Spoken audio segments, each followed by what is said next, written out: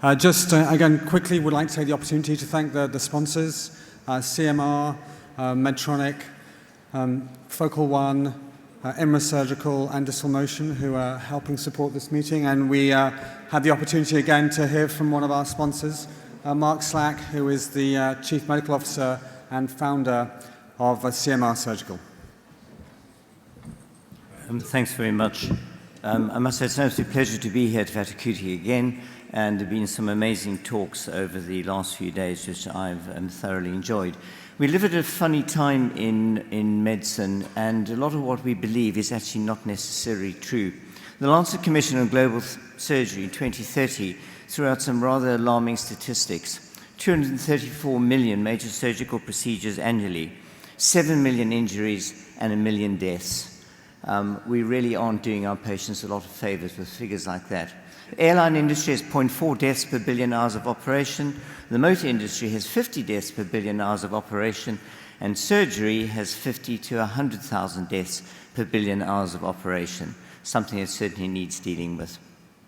This is a figure from International Health. The figure on the left is expenditure on health in the United States, which is sitting somewhere around about 19%, against a declining life expectancy at birth and a very high infant mortality. So just throwing money at health is not the only thing to do and won't necessarily always give you better outcomes. It's also about quality of what you're doing.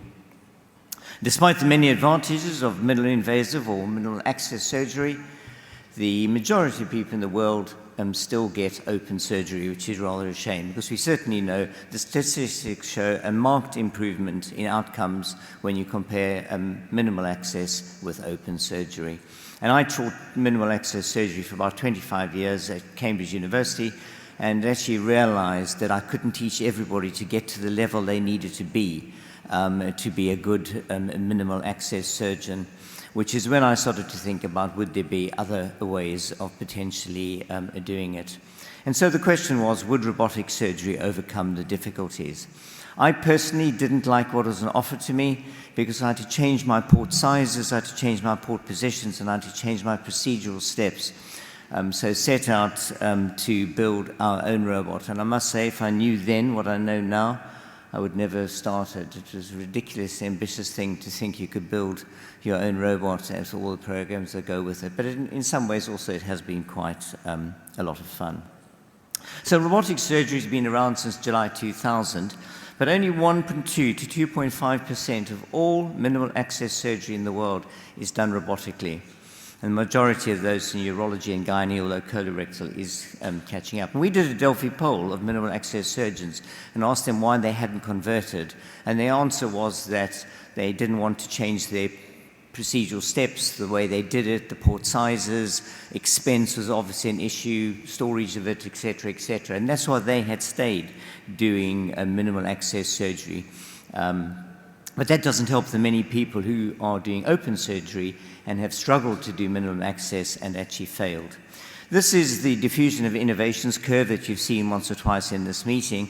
And in truth, robotic surgery is only sitting round about just into the early adopter region in most parts of the world, although granted in somewhere like the US, it's higher up the scale. And actually should be somewhere there. If it had really followed a true diffusion. So there clearly are things which are inhibiting people going across to robotic surgery, which does need discussion at some point. Our robot is modeled on a human arm. It has a very specific wrist called a V wrist, which allows it to rotate, to flex, and to yaw all in one. So we can hold the instrument end on like a human does. That gives a better reach, and it also means you can build a robot which is considerably smaller than the other ones, which need their height and size to overcome the remote center of motion design of those robots. It's an open console, and that was an interesting one. We surveyed the doctors, the nurses, and the anesthetists about what they wanted. The doctors were 50-50. 100% of the nurses said we should have an open console, and 100% of the anesthetists did so too because of communication. And you can sit or stand at the console. The instruments go through 5mm trocars. They are articulated with all the degrees of freedom you need and resemble normal handheld laparoscopic instruments in terms of size. And that's what the robot looks like around the table. Tony in that picture is 5'7", so you can see it's a very small robot. You can easily get between it. You also are able to push the arms out the way, and the surgeon won't even know that you've moved the arm because of the way the mechanism works.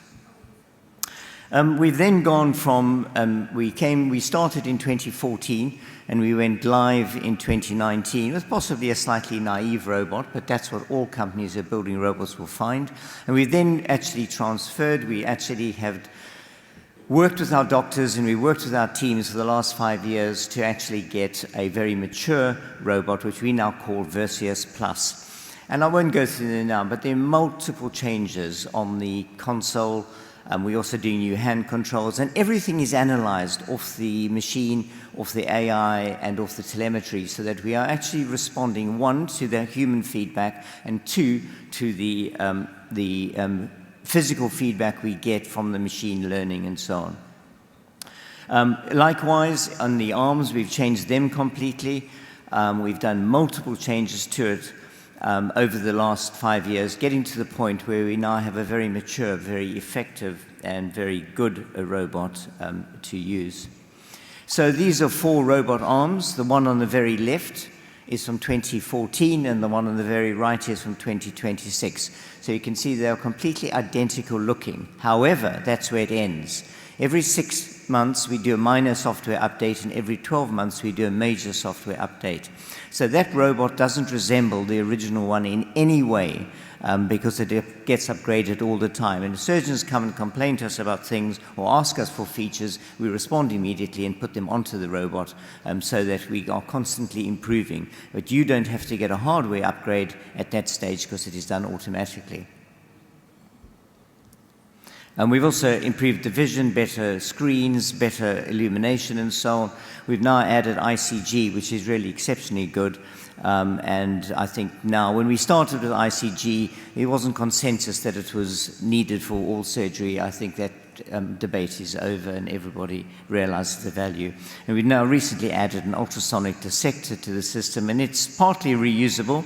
We feel very strongly as a company about sustainability, and all our instruments we are maxing out, so we have some instruments up to 30 lives, and our aim is to get all our instruments to the maximum lives possible in order to enhance value-based medical practice.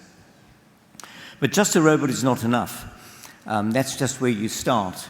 So we've had a very successful, and I heard 1 or 2 talks this morning, especially Jacques talking about training. We've really spent a lot of time and money on training. So we start off with e-learning, so you can sit at home, you get e-learning modules. You then have a simulator. The simulator is on the robot, so you can only use it theoretically in the evenings and weekends. But we've now put the simulator on a VR headset, so you can sit at home and do your practicing on it. And then you get full practical training in the hospital. That's for the surgeon, surgeon's assistant, the scrub nurse, and the circulator all get it.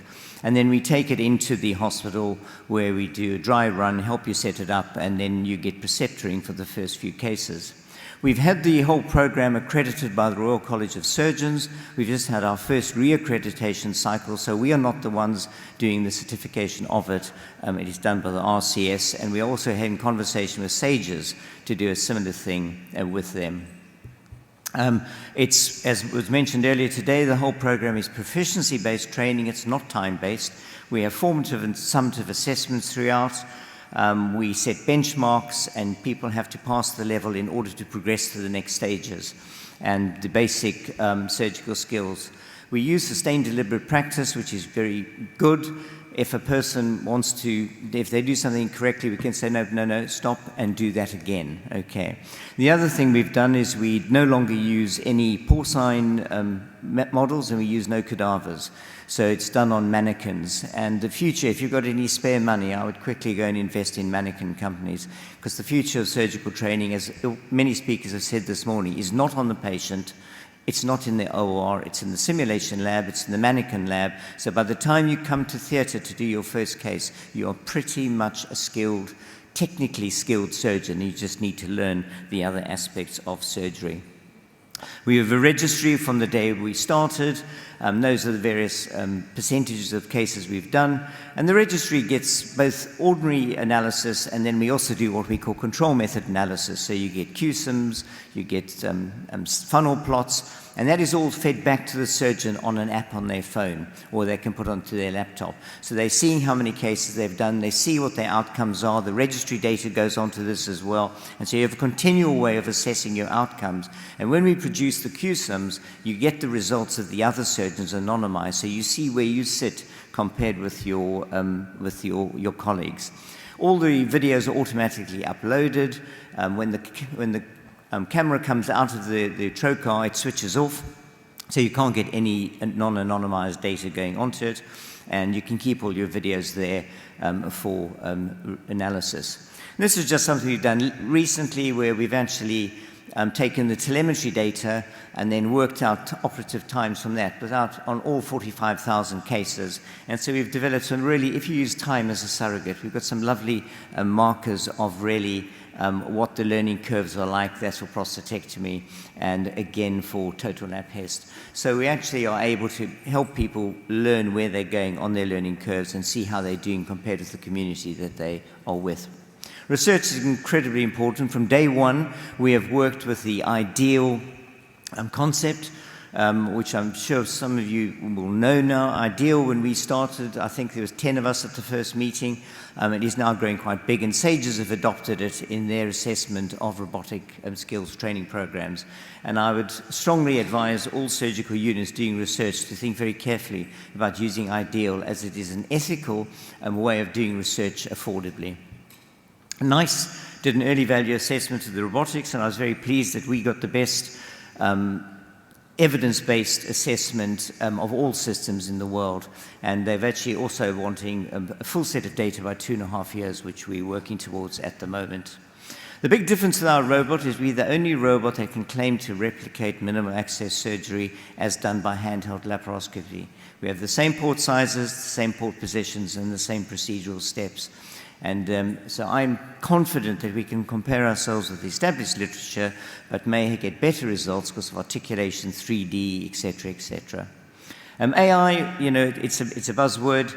We got telemetry that can help you with maintenance of your robot. It tells us when cables are stretching. It can help with training juniors because you can actually get them assessed against benchmarks that they again. And you could be an evaluation. So when you do your annual assessment, you could actually go and sit on a robot, do a couple of exercises, and it'll tell you whether you're any good or not and where you need to upskill. A video, we're actually having a whole pile of videos labeled by one of the big AI companies, and within about a month or two, it will start labeling itself. And that will put up guardrails for people operating. So that's all coming. People are speculating about it in some of the meeting, but in fact it's done. We have 45,000 telemetry records, 45,000 videos, and 15,000 registry records. That's a rich data set, which we are currently busy mining for the future. The other good thing about the registry is I'm able to put my studies into the registry, which saves me an absolute fortune. We're doing the studies for about 30% of what you'd pay for a contract research organization. So we've actually now grown to be the most utilized, second most utilized soft tissue robot in the world, and we just recently received FDA approval, and we start our first American cases on the 23rd of April in San Diego, and then Cedars-Sinai soon after that, and then Houston. So we are at last here now. Pediatric surgery program, we actually have just finished 150 patients in 3 centers with outstanding results, way better than the published outcomes. And after the study, we got CE mark. The surgeon said, how long will it take to get regulatory approval? I said, why do you ask that? And they said, because we no longer believe we can return to doing open or handheld laparoscopy, as it would be unethical. And the results really are quite exceptional. They are changing values in the last minute or so. SAGES have published these 2 papers, which I'd really recommend reading. A white paper on effective pre-acquisition evaluation, able to put all the robots up against each other and be far more objective, and then a tool for assessing robot surgical systems. And I'm pleased to say we actually do very well with both of their recommendations.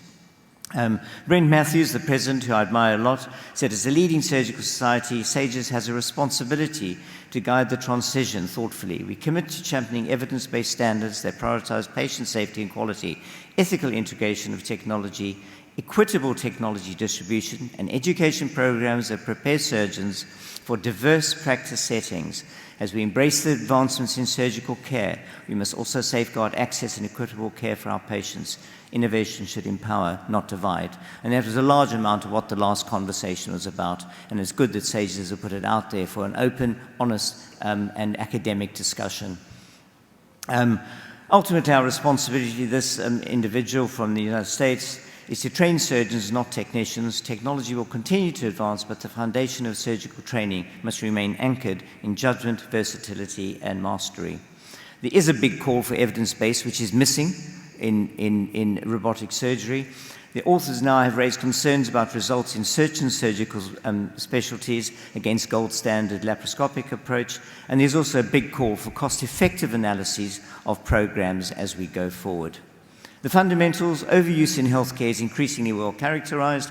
In some countries, 30% of healthcare adds no value and may cause harm, and something we need to watch out for. Surgeons and surgical societies should determine the rate of change, not companies. We as a company, CMR Surgical, are committed to deliver evidence-based medicine. We're equally committed to deliver value-based medicine, and I'm doing quite a lot of work in low and middle-income countries, which is the place that misses out on decent surgery. And CMR is committed to working with the surgical community yourselves to improve patient care. Thank you very much.